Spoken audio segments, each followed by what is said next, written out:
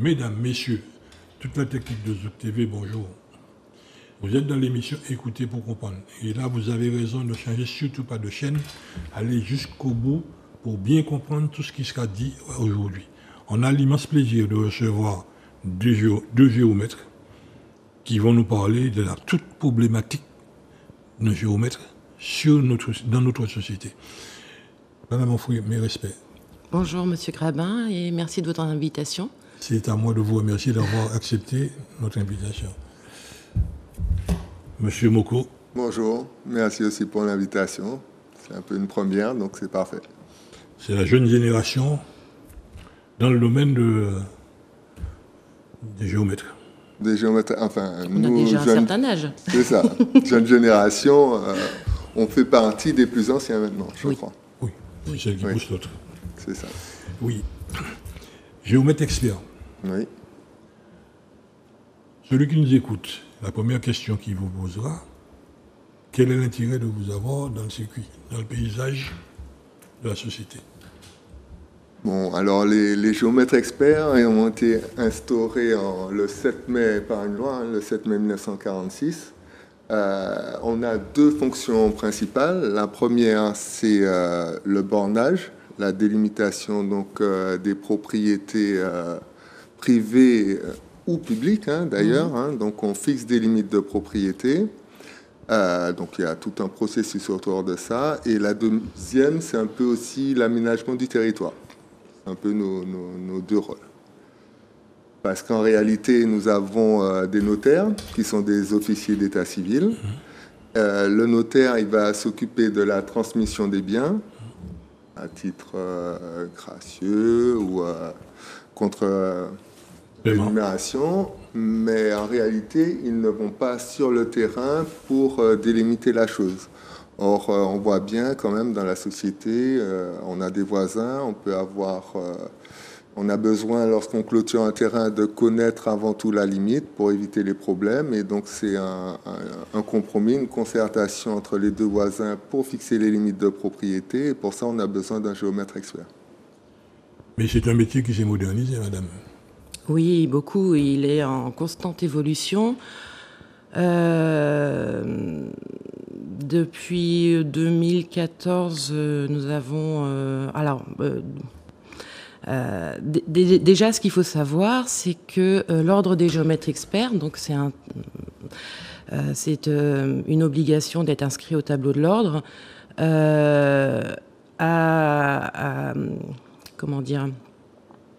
à compétence sur la Martinique, les Antilles-Guyane, parlons de notre région ordinale, depuis 1999. C'est-à-dire qu'avant, il n'y avait rien qui réglementait réellement la profession.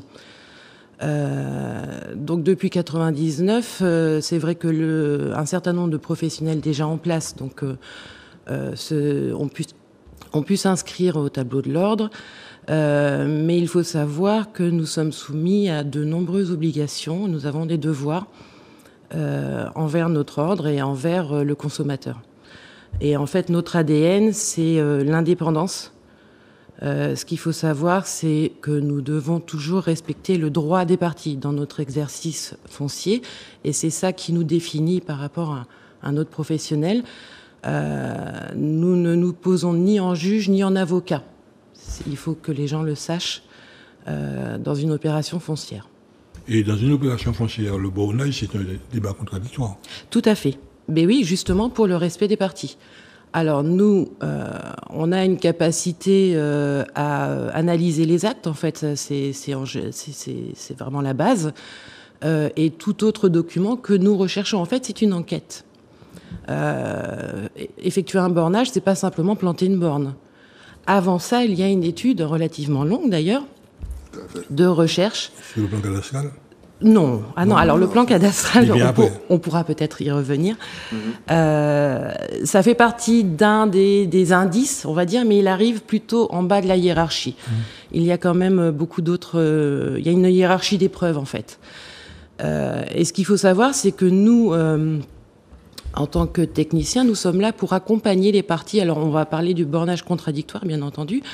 Nous accompagnons les parties à trouver la limite qui respectent leurs droits. Donc, on amène des éléments d'expertise technique, mais c'est toujours les parties qui ont le dernier mot. D'où le contradictoire. Contradictoire ne veut pas dire contradiction. Ça veut dire tout le monde peut s'exprimer et avancer ses arguments. Donc, voilà. Mais en réalité, on se base aussi sur beaucoup de travaux des anciens, des géomètres, même effectivement avant l'installation de l'ordre. Parce que, comme je vous l'ai dit, l'ordre a été institué par une loi en 1946, mais comme ma consoeur l'a dit, depuis 1999, l'ordre s'est étendu au DOM, au DROM, on dira. Et par contre, avant, il y avait des géomètres non experts, dit non experts, mais des arpenteurs qui ont fait des travaux, qui étaient enregistrés d'ailleurs, agréés au cadastre, puisque le cadastre depuis 70 existe, et les géomètres sont là aussi pour le mettre à jour, corriger certaines erreurs, puisque bien sûr le document n'est pas forcément fiable. Et avant 70, il y avait quand même aussi des anciens, Werly, Bibas, on peut citer des noms, des géomètres qui pratiquaient le bornage. Ils allaient sur les terrains avec effectivement, vous avez demandé, il y a eu quand même beaucoup de modernisme apporté dans les instruments, mais eux, ils allaient avec des théodolites, des chaînes d'arpenteurs, et ils faisaient des plans.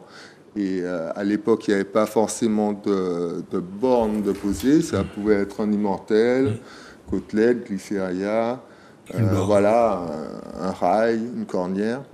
Donc, avec tous ces éléments-là que nous pouvons retrouver aujourd'hui, nous faisons effectivement une analyse expertale, c'est le cas, de la hiérarchie des preuves de tous les documents, et nous proposons une limite aux parties.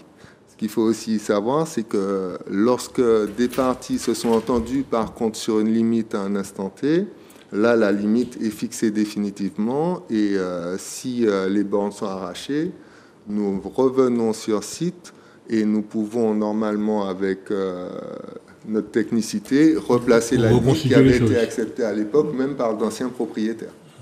Mais aujourd'hui, ça s'est amélioré, parce que je sais que, bon, dans une autre vie, j'entendais souvent des heurts, des conflits qui se terminaient des fois au coup de là. Oui. Ça s'est amélioré, ça. Alors, les conflits, il peut toujours y avoir des conflits, puisque là, on va dire, c'est sociétal. Si on ne s'entend pas avec son voisin, c'est source de conflits. Mais c'est vrai, faire appel aux professionnels, je veux dire, ça amène une tierce personne, ça explique aussi les choses, puisque effectivement, chacun dans son domaine. Les gens n'ont pas forcément connaissance des anciens plans, des anciens documents, et souvent, je veux dire, on arrive à ramener une forme de paix, puisque s'entendre sur une limite, c'est déjà s'accorder sur quelque chose, et puis clarifier les choses entre les deux propriétés, bien que je dirais, par expérience, je ne sais pas si ma consoeur me rejoint, souvent les problèmes entre voisins ne sont pas forcément dus à la limite. Oui. Voilà. Et d'autres considérations. Voilà, oui. C'est un historique, mais bon, ça amène une forme de paix. Tout à fait. Bien souvent, on prend un rôle de médiateur. En fait, la médiation, nous la pratiquons au quotidien en réalité. Et effectivement, alors le bornage en général est demandé par une des parties.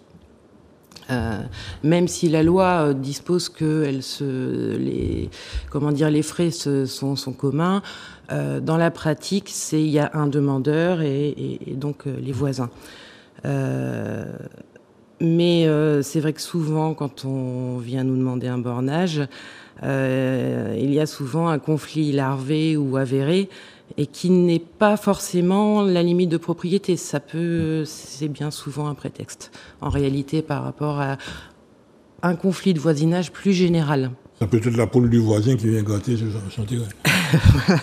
Ça. Ou le bœuf qui souvent s'en va. Tout à fait.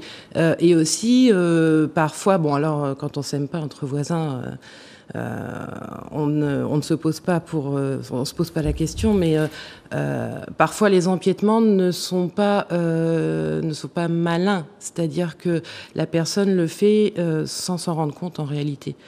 Donc ça peut être de bonne foi que quelqu'un se sent être chez lui, mais et comme le disait mon confrère, la difficulté pour les documents de bornage, parce que il y en a qui existent depuis des années. On retrouve des fois des plans de 1910, 1930. Enfin, on retrouve des choses merveilleuses d'ailleurs. La problématique, c'est que ces documents ne sont pas forcément transmis. Et surtout, ces documents ne sont pas publiés, ils ne sont pas rendus publics. On a d'ailleurs cette difficulté actuellement. Ça fait une bonne dizaine d'années, voire plus, non, ça fait une vingtaine d'années, qu'on essaye de faire accepter la publication des procès-verbaux de bornage à la publicité foncière. Ça pose une difficulté dans le format, donc pour l'instant, ce n'est pas le cas. Voilà, j'ai déjà eu à expliquer ça à une association de défense des consommateurs. C'est pas que c'est des documents cachés, mais jusqu'à maintenant, un procès-verbal de bornage et le plan de bornage, c'est considéré comme un contrat privé entre des personnes. Néanmoins, dans le procès-verbal, il est quand même spécifié que les parties s'engagent à porter à connaissance aux successeurs, c'est-à-dire aux gens qui achèteraient ou à leurs enfants ou leurs héritiers. Ouais. Voilà. Mais malheureusement, dans les faits, c'est rarement fait. Et donc. Et tout ça malgré la technologie où tout se fait aujourd'hui par Internet, géoportail et autres. Au niveau de notre profession, de notre ordre, justement, on a mis en place une plateforme qui est d'ailleurs une obligation supplémentaire depuis 2012, sur laquelle nous sommes obligés de renseigner tous les bornages, divisions, enfin tout ce qui a trait aux fixations de limites foncières. La plateforme Géofoncier. Voilà, la plateforme qui s'appelle Géofoncier. D'ailleurs, tout public peut y avoir accès. Et ça permet de voir quel géomètre expert est intervenu sur la parcelle. Et à ce moment-là, vous pouvez vous adresser au géomètre expert qui, si vous avez effectivement, si vous justifiez de droit sur le bien, peut vous délivrer copie des documents. Donc ça, c'est une très belle avancée, effectivement, et ça permet vraiment de retrouver des documents très importants. On va dire, excusez-moi, mais pour rester effectivement sur la partie technologie, c'est vrai qu'on a un métier technique, juridique et effectivement une partie sociale. Et au niveau de la technique, c'est vrai que l'avancée, déjà avant, les plans étaient faits, je veux dire, à la main, à l'encre de Chine, ça prenait énormément de temps. L'arrivée de l'informatique avec le dessin assisté par ordinateur a été une première révolution. Peut-être la santé, tout ça. Oui, mais je veux dire aussi même les instruments de mesure, puisque avant on était sur des théodolites, c'est-à-dire on mesurait des angles et les distances étaient prises à la chaîne d'arpenteur avec quelques soucis, puisqu'on fait des plans, donc on doit être à l'horizontale et on sait bien qu'on a un pays un peu vallonné. Donc ça pouvait entraîner, ça entraînait d'ailleurs des erreurs de constitution de plan et souvent des surfaces finalement indiquées sur un plan mais qu'on retrouve inférieures aujourd'hui. Aujourd'hui, la technologie veut qu'on travaille avec des tachéomètres laser robotisés maintenant, c'est-à-dire que le géomètre expert peut travailler seul. La technologie est arrivée aussi à un point où on a des scanners 3D qui prennent des faisceaux de points, des milliers de points pour représenter l'environnement en informatique, mais voilà, dans l'espace. On a même des SLAM, c'est-à-dire des scanners portatifs. Donc c'est sûr que la technologie a beaucoup avancé. Mais ça nous aide au niveau de l'aménagement, je veux dire, du territoire, les plans topographiques,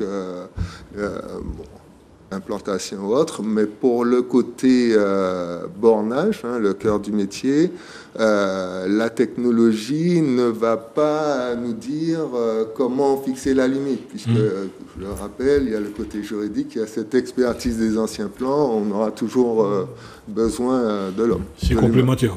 Oui. C'est complémentaire. La technologie aide, mais ne fait pas tout. Oui. Ça permet, lorsqu'on fait des plans, d'aider à faire des volumes, de tirer des caissiers, des blés en blé et autres. Jusqu'à présent, là, on a parlé de bornage, mais le métier aussi tourne autour de la copropriété, la mise en copropriété, lorsqu'on a un bâtiment avec plusieurs appartements, ou même une maison, avec, dans la transmission de biens, avec 2 ou 3 appartements.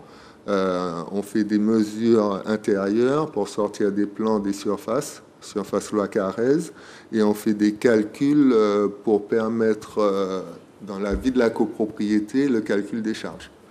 Si vous avez des travaux communs, refaire un parking, la peinture du bâtiment, il faut savoir qui va financer et à quelle mesure. En fait, le géomètre, il est nécessaire dans toutes les actions d'aménagement de notre territoire. Tout à fait.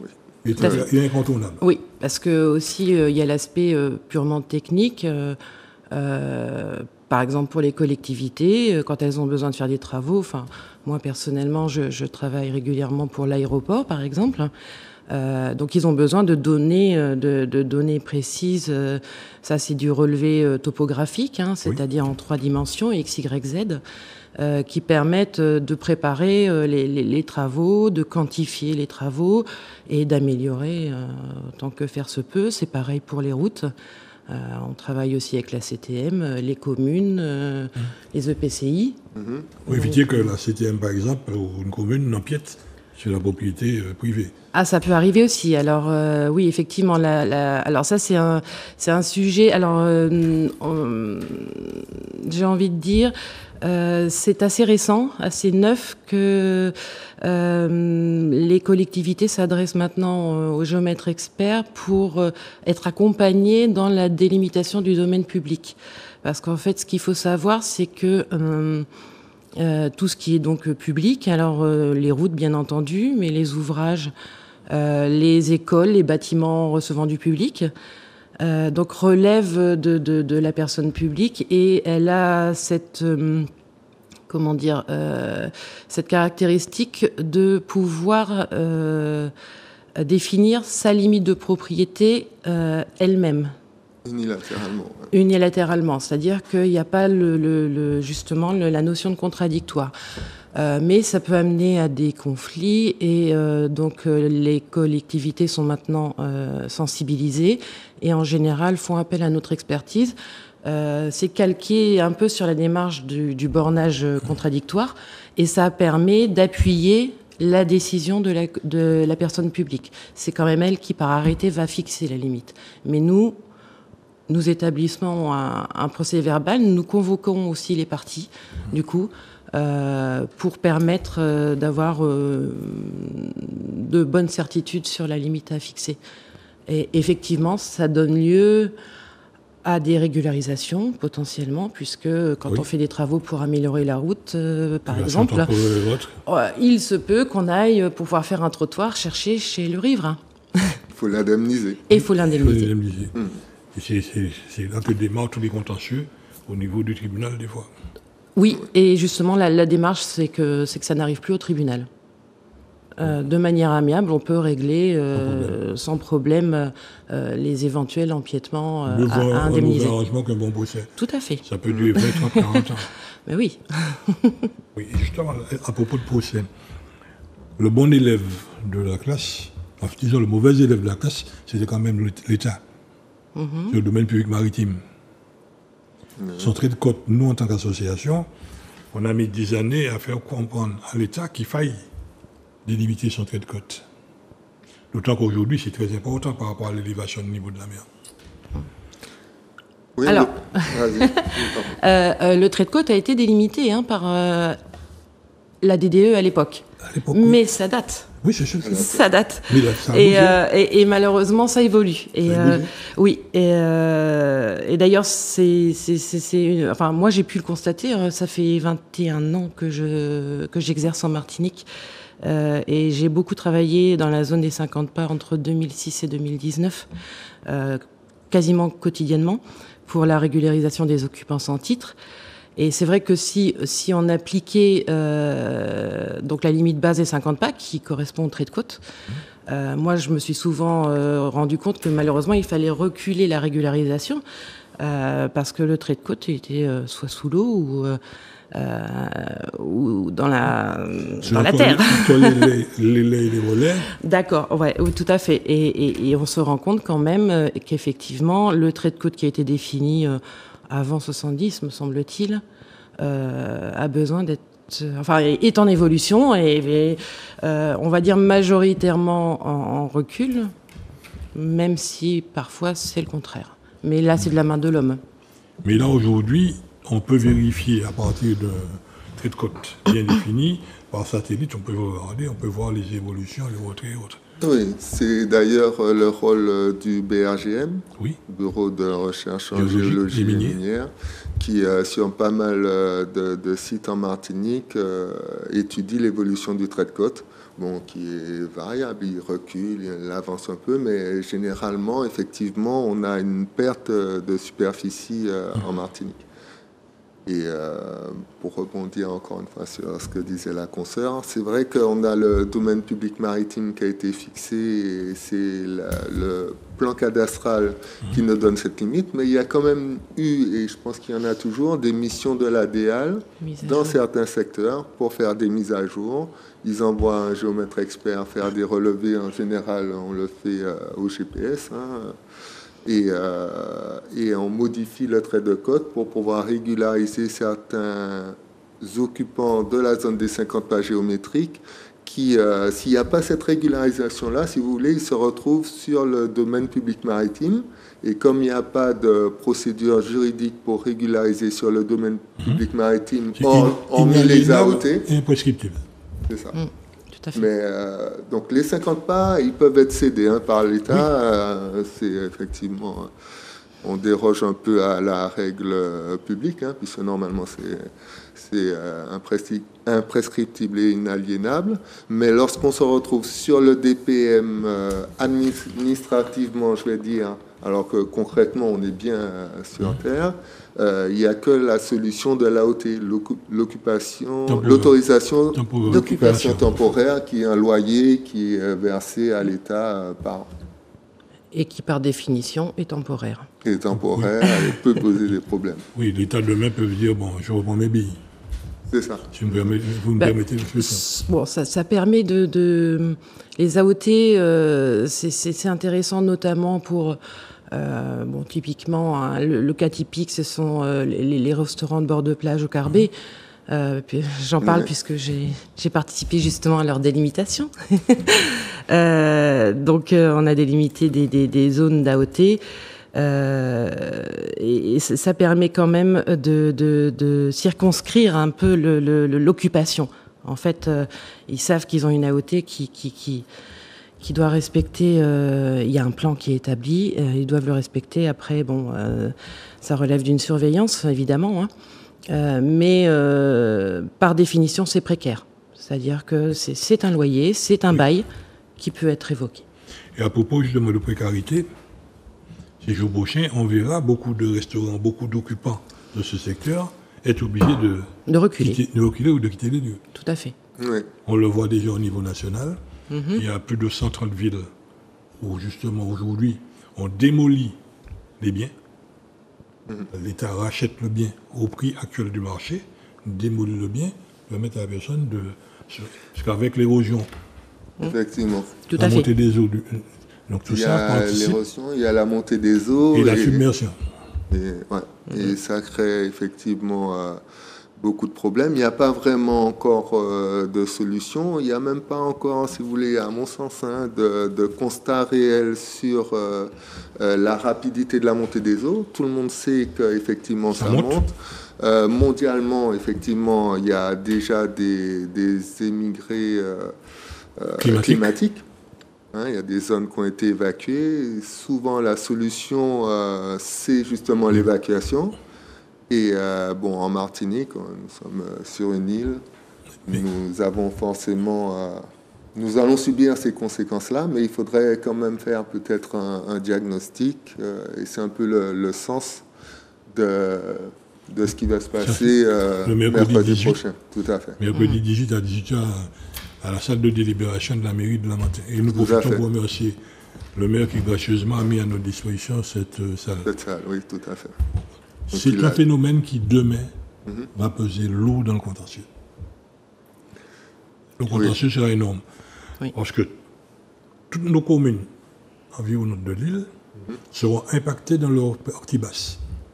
C'est ça, et puis nous avons l'aéroport, vous le savez mieux que moi, nous avons le grand port. Disons la baie de Fort-de-France. Ah la baie de Fort-de-France qui est le point stratégique de la Martinique.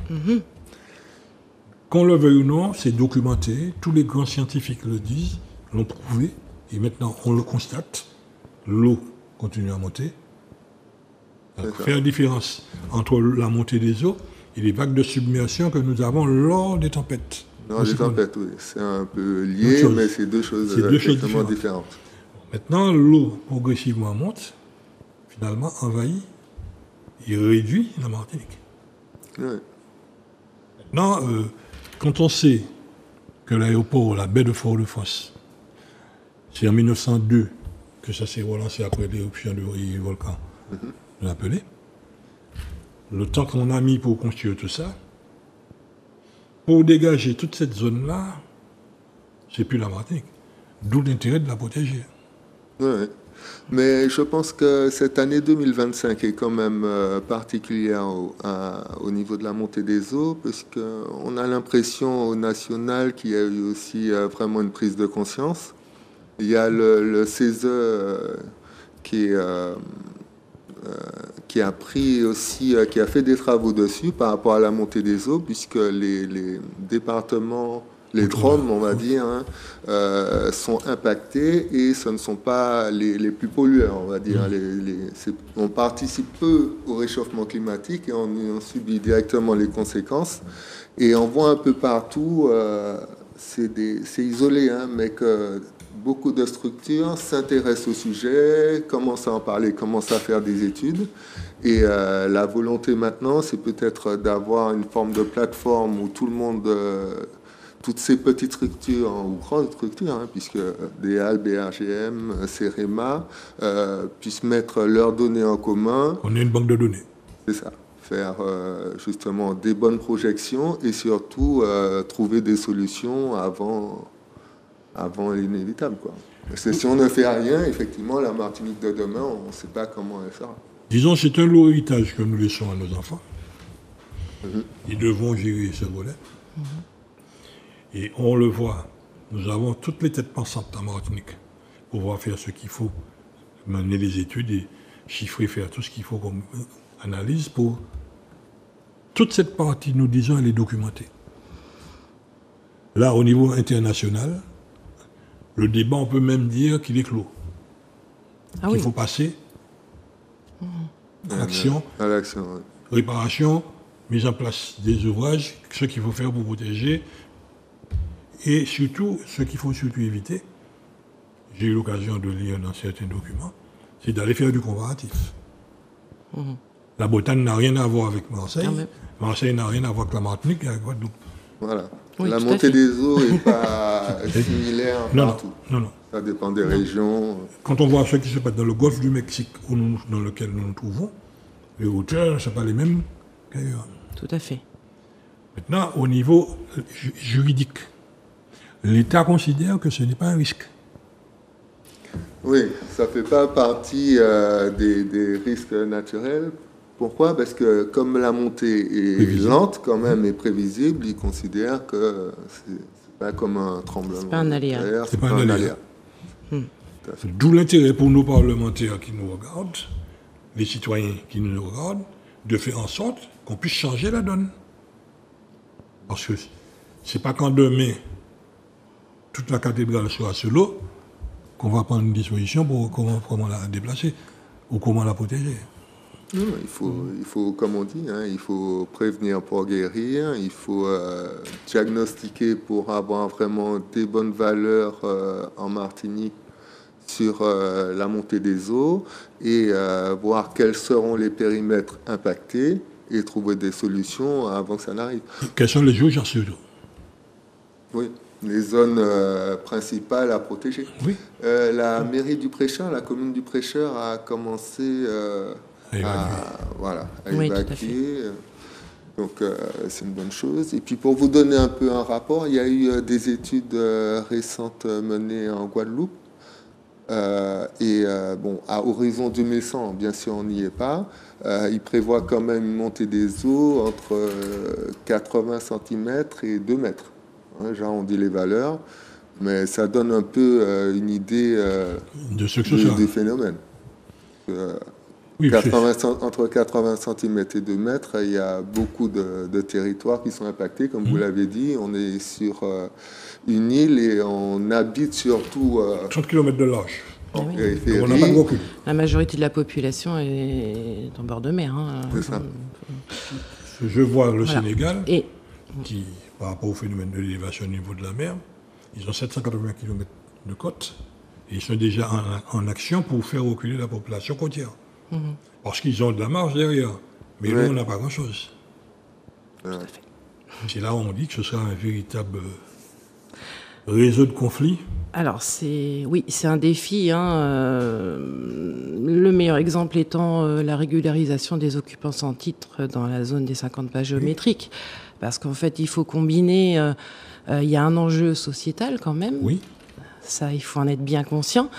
Mais bon, il y a l'enjeu environnemental. Et c'est une question presque philosophique. Est-ce que c'est une bonne idée de régulariser des propriétés qui sont en zone potentiellement inondée dans 30 ans? Je ne sais pas.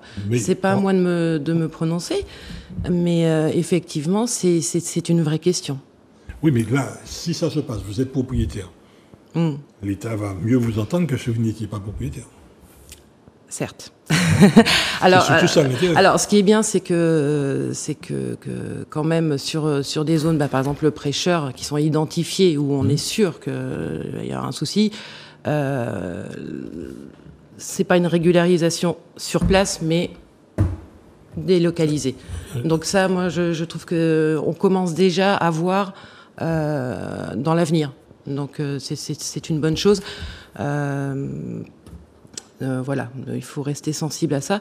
Et d'ailleurs, effectivement, il faut que la population reste sensible effectivement à ça et accepte potentiellement ces propositions de relogement. La chance que nous avons, M. Moko et moi, nous avons participé à différentes réunions et les planètes s'alignent. La DELA que nous avons eu le plaisir d'inviter ici nous accompagne. Tout à fait. Et on n'est pas en conflit.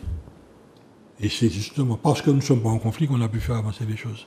Mais si on était en conflit, alors là, automatiquement, chaque personne se braque. Maintenant, il nous reste le problème du réseau. Là, aujourd'hui, on ne connaît pas le plan du réseau de l'eau. D'où l'intérêt, nous avons toujours demandé que ce soit confié aux géomètres, qu'on puisse faire le plan de recollement du réseau d'eau de Martinique. Du réseau d'eau, vous parlez... Là, on passe tous les tuyaux. Ça a été fait. L'évacuation, Non, pas seulement l'approvisionnement en eau. Ah, l'approvisionnement, oui. L'assainissement, c'est plus récent, donc on connaît plus ou moins les passages. Mais lorsque Jean-Joseph a fait passer le circuit il y a 75 ans, on ne savait pas, on n'a pas ces plans de recollement. Non, mais je pense qu'il y a des plans qui existent, c'est sûr, c'est pas exhaustif, hein, je pense que... Mais juste les embouts. Il doit le tracer. Mais c'est plutôt aux organismes qui gèrent l'approvisionnement en eau de faire des missions, de solliciter. Oui, tout à fait. C'est ce que nous avons demandé aux 3 EPCI de faire en sorte que sur leur territoire, on puisse connaître le... Autrement, s'il faut lancer un appel d'offres général, on est obligé de faire appel aux géomètres nationaux ou même européens, vu le montant. Ouais. Donc c'est un... Il y a du pain sur la planche. Peut-être il y a aussi, alors je ne suis pas dans le secteur, mais il y a peut-être des moyens aussi autres de détection de réseaux qui pourraient, pour les réseaux qui ne sont pas trop enterrés, pour les détecter. On peut, par rapport à ce que nous avons vu dans la littérature, un GPS dans le réseau, on peut le suivre. Oui, En il y a... GPS. Et à ce moment, on remet tout ça en œuvre. Ça a un coût. Ça a un coût. Ouais. Donc il faut déjà lancer l'appel d'offres, lancer les opérations, mais surtout payer l'opération. Or, le malheur du BTP, c'est être payé. Tout à fait. C'est le nerf de la guerre, hein, c'est le coût. Hein. Oui. C'est le coût parce que effectivement, il y a quand même beaucoup de... alors bon, il y a eu beaucoup de travaux de fait en Martinique, hein, avec pas forcément les plans de récollement.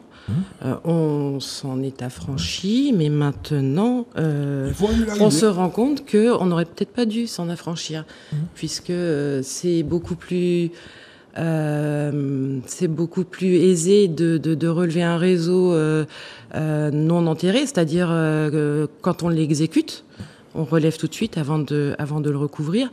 Maintenant, il va falloir détecter, parce qu'on ne sait pas forcément où ça passe. Donc ça, c'est une problématique dont les collectivités sont conscientes. Donc elles essayent de faire au mieux, mais c'est vrai que le problème, c'est le budget. Ce sont des anticipations qu'on n'a pas faites. Parce que hier, on avait des ponts et chaussées. Ensuite, l'élection départementale d'équipement, maintenant des halles. Mais à l'époque des ponts et chaussées, je me souviens, quand le cyclone est passé en Martinique, on a perdu toutes les archives.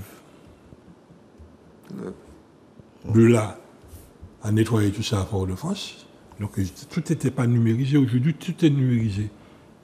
Donc c'est sauvegardé aujourd'hui, c'est plus pratique. Maintenant, pour numériser, il faut payer. Mais il faut surtout remesurer.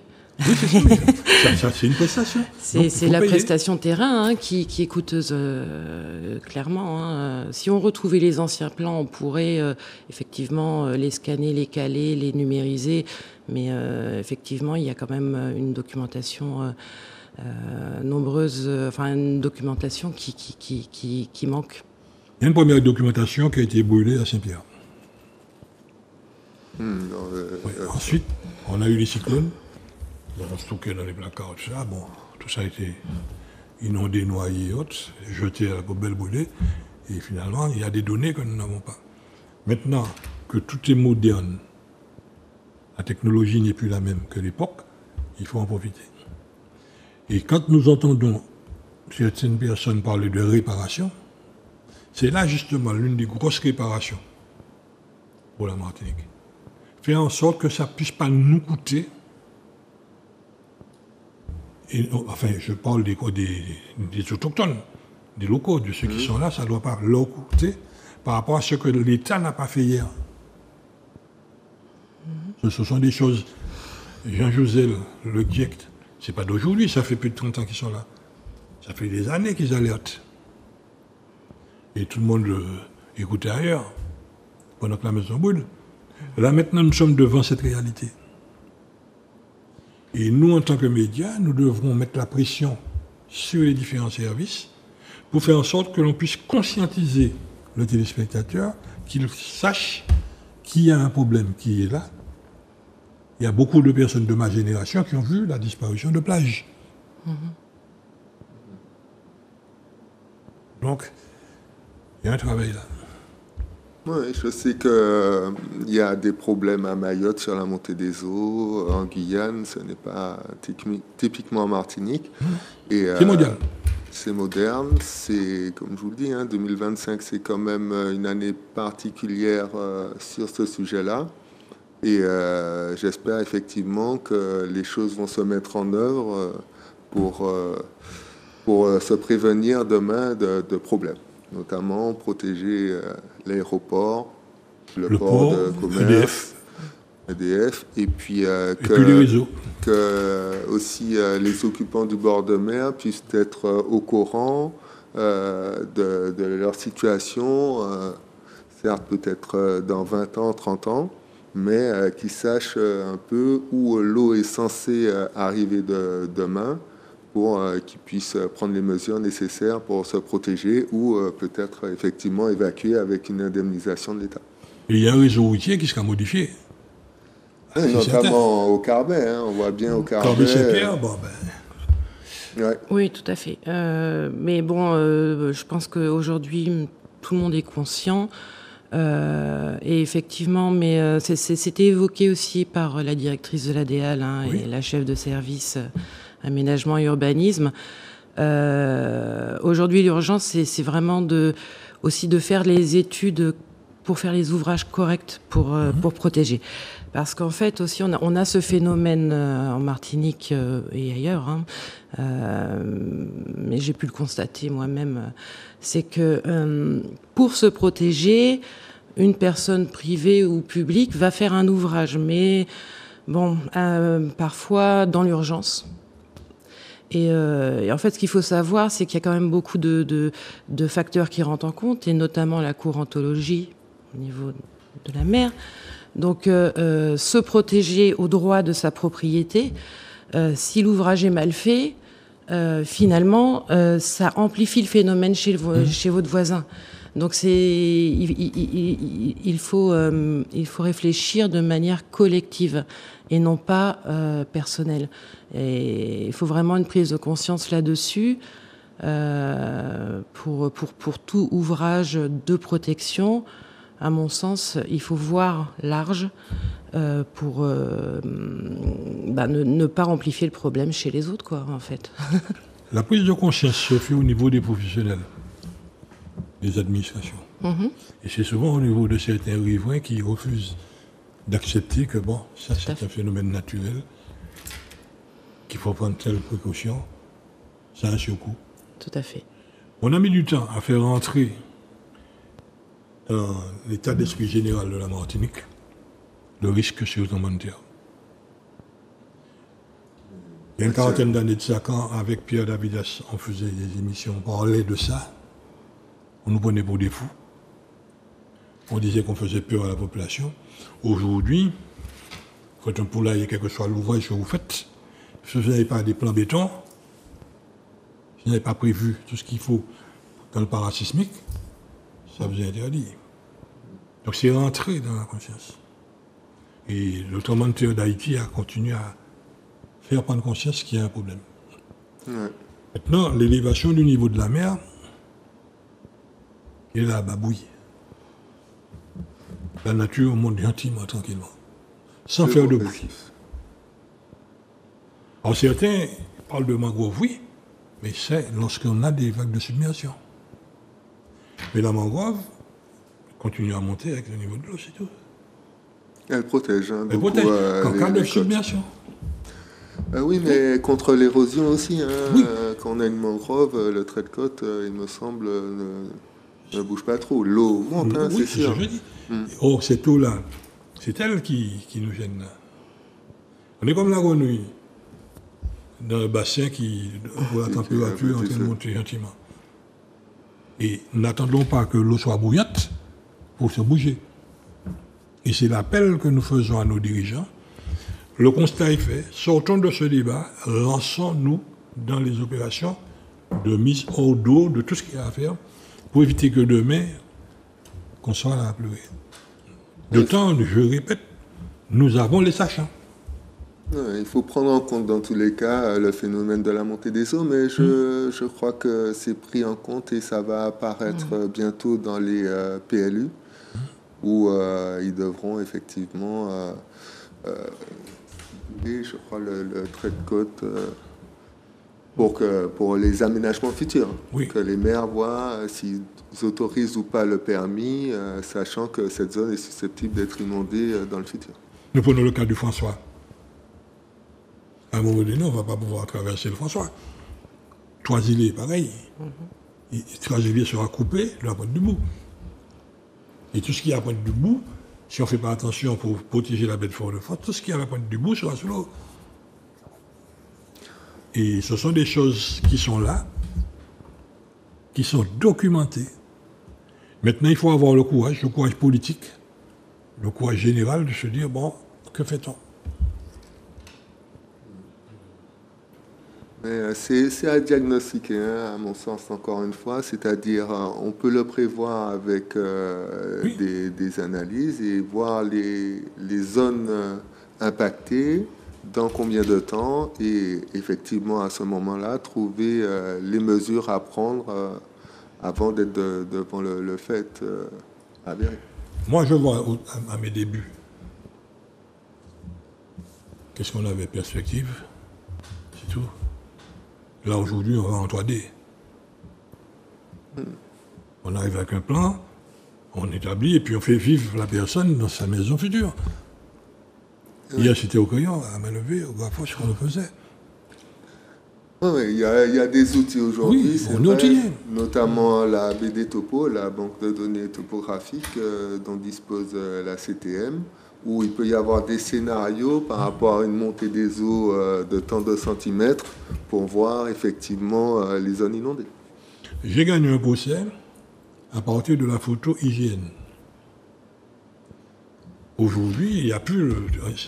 L'avion passait en février pour cartographier la Martinique. Aujourd'hui, ça ne se fait plus, ça se fait par satellite. Et sur la photo, tout est clair. Plus on agrandit, on voit tous les détails. Le bœuf qui est en train de pète là, le mouton qui...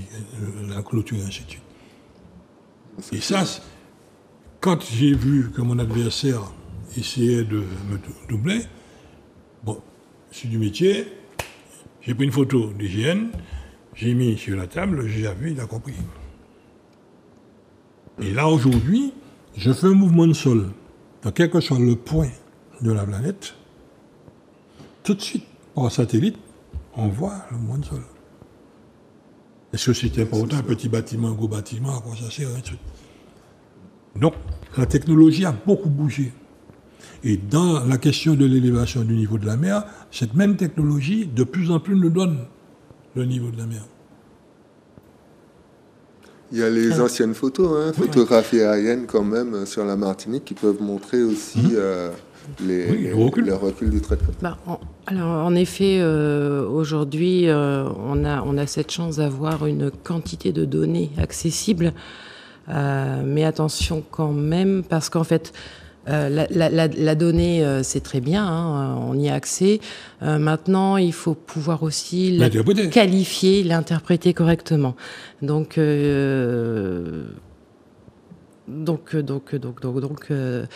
c'est très bien la technologie, mais attention, il faut quand même bien savoir l'interpréter. Derrière cette technologie, il faut un bon mégano. C'est d'accord avec moi. On revient à l'humain. On revient à l'humain. Toutes nos nouvelles voitures, il y a de la haute technologie dedans, mais on ne sait pas comment faire, on ne sait pas réparer. On ne peut plus faire une vidange. On peut plus réparer. Donc c'est pareil, votre métier est aujourd'hui vraiment plus agréable par rapport à celui de ton père, à l'époque. C'est fini. Plus agréable, je ne sais pas. Si. La technologie permet de gagner du temps, mais j'allais dire à l'époque, on laissait aussi le temps aux géomètres experts. Bon, il n'était pas expert, mais c'était une donnée les géomètres pratiquaient la délimitation en Martinique. On lui laissait le temps de mesurer, ce qui prenait beaucoup plus de temps, de faire ses calculs, de faire son plan. Aujourd'hui, on gagne du temps avec la technologie, mais on ne peut pas accélérer notre cerveau. Et le temps de l'analyse, si vous allez trop vite, vous faites des erreurs et vous en payez les conséquences. Donc voilà, on est quand même, on le sait, dans une société un peu accélérée. Et c'est pour ça que je vous dis, peut-être que c'était un plus dur labeur, parce que ça prenait plus de temps à l'époque. Mais il y avait aussi, je veux dire, un certain intérêt à la chose. Voilà, je veux dire, pratiquer à la main un plan avec à l'encre de Chine, on ne pratique plus ça, mais c'était aussi un plaisir. Oui, lorsqu'on avait toutes les coupes de niveau qui nous permettaient de faire les coupes, pour savoir comment on va déblayer, comment on va décaisser. Bon. Là aujourd'hui, bon, on met l'ordinateur, le temps de boire sa petite bière. Par votre profession, vous l'avez dit, faire aussi les calculs, etc. Il y a un plaisir à ça, à trouver la vérité. Aujourd'hui, on met souvent ça dans une moulinette. Faut savoir quand même comment ça fonctionne. Il faut pouvoir le contrôler. Et il faut la contrôler parce que la technologie, c'est bien, mais ça peut faire des grosses erreurs. Parce qu'en fait, c'est un modèle mathématique, mais il suffit d'avoir Alors, je parle par exemple pour le scanner 3D, hein, moi j'en ai, pour faire les plans d'intérieur. On peut penser que c'est magique, ça monte tout seul, mais il suffit qu'il y ait des pièces parfaitement identiques, par exemple les unes à côté des autres, et le montage automatique, on va dire, du nuage de points va se faire à l'envers. Donc il y a encore besoin du cerveau de l'homme, bien heureusement, pour ce genre de choses. Et pour revenir effectivement sur l'exercice de notre profession, je dirais qu'aujourd'hui, notre calvaire, entre parenthèses, et je crois que c'est le même pour pas mal de professionnels, c'est l'immédiateté que le consommateur attend. C'est-à-dire, on a des portables, on a des mails, donc les personnes nous envoient un mail, ils s'attendent à recevoir la réponse sous 10 minutes, mais non. C'est juste pas possible. Il faut nous laisser le temps de l'expertise, de la réflexion. Et puis on ne peut pas répondre comme ça du tac au tac quand on est dans un dossier, on ne regarde pas les mails. Mais bon, voilà, c'est ce genre de choses. Il faut pas confondre vitesse et précipitation. En tout cas, c'est très passionnant de pouvoir parler de tout ça à destination de notre consommateur qui se comprenne. Maintenant, si vous avez une conclusion à faire, ça aurait été quoi, madame? La conclusion, écoutez, moi je me félicite que quand même dans l'inconscient collectif, il y ait une prise de conscience sur le sujet de la montée du niveau de la mer, qu'on ne peut pas maîtriser réellement. Ce qu'on peut faire, c'est ne pas l'amplifier peut-être en faisant des efforts. Ce qui serait bien, c'est qu'effectivement aussi la population en prenne conscience. Voilà. Et c'est pour ça d'ailleurs que j'avais proposé. Donc nous faisons une petite action mercredi prochain. À 15h au front de mer de Fort-de-France pour marquer les prévisions où arrivera le trait de côte en 2050. Alors bien entendu, c'est basé sur des prévisions, mais ça peut donner une idée. Et c'est vrai que si la cartographie existe, il n'en demeure pas moins que monsieur, madame, tout le monde a peut-être besoin de voir visuellement sur le terrain ce que ça donne. C'est comme pour un bornage. Sur papier, ça paraît super, mais il faut voir sur place. En réalité, monsieur Yoko. Alors, c'est pas vraiment une conclusion que je vais faire, puisqu'on a passé un bon moment, on a bien parlé, mais on n'a pas parlé de certains problèmes, il en reste, notamment je profite de la fin de l'émission pour parler du problème du SAR, du schéma d'aménagement régional, qui est un document fait par la JAM et qui est en contradiction dans plein de secteurs en Martinique avec les PLU. Et il faudrait vraiment qu'il y ait une révision de ce document, parce que la révision est programmée depuis 2012, nous sommes en 2025, rien n'a été fait, et il y a vraiment des drames économiques quand même, et puis aussi des indivisions qui ne peuvent pas sortir à cause de ce document qui est en contradiction et qui est un passage obligatoire qu'on se retrouve dans la zone agricole du SAR. Bien qu'on soit en zone constructible, je ne vais pas m'étendre, mais bien qu'on soit en zone constructible en mairie, vu qu'on se retrouve en zone agricole au SAR, il y a une commission qui est censée donner les autorisations, mais on peut se retrouver avec un refus de diviser la parcelle pour les héritiers, alors que, je veux dire, la mairie est tout à fait d'accord sur le partage. Donc voilà. Et dans ce domaine, là où il y a le plus gros conflit, le prévisible, c'est sur le SMVM. schéma de mise en valeur de la le mer. SMVM aussi. Alors là, c'est la totale. Mais disons, je compte sur vous pour inviter peut-être les sachants. Oui, on fera le Voilà, nécessaire. faire une action sur ça, puisque ça fait un moment qu'on sensibilise. Les notaires sont bien au courant aussi du problème. Et on n'a pas d'avancée. On n'a pas avancé sur ça depuis plusieurs années. En tout cas, merci de nous avoir. De rien. Merci à vous. Merci à vous. Favorablement à notre invitation, de vous avoir fait entendre par nos téléspectateurs qui ont écouté. Ils écoutent. Souvent, j'ai des retours, ils m'arrêtent sur la route. D'autres fois, ils donnent une rediffusion haute. En tout cas, qu'on le veuille ou non, on a un problème qui aujourd'hui est connu mondialement, l'élévation du niveau de la mer. La mer monte. Et qu'on le veuille ou non, il faudra qu'on se mette en action pour pas stopper la mer, mais stopper nos dégâts à nous, parce qu'on doit tarder à mettre en œuvre tout ce qu'il faut comme technologie pour faire face à la situation. En tout cas, merci encore et à très bientôt. Merci, M. Rabin. Merci.